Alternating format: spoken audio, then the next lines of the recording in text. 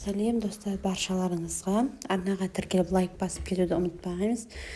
Біздің ауыл, біздің үйдің қасы. Емханаға баратқан сәтіміз, баламның аузы уып кетіп тілі.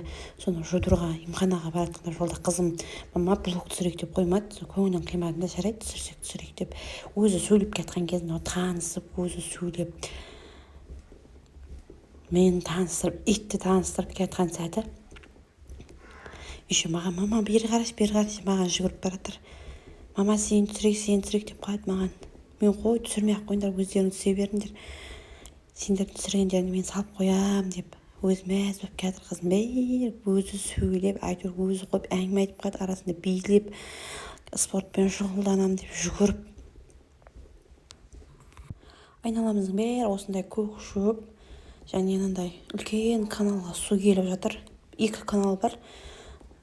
Балдарға әрине қауіпті ол канал. Мына біздің ауылдың орталығына кіріп кеткен сәтіміз.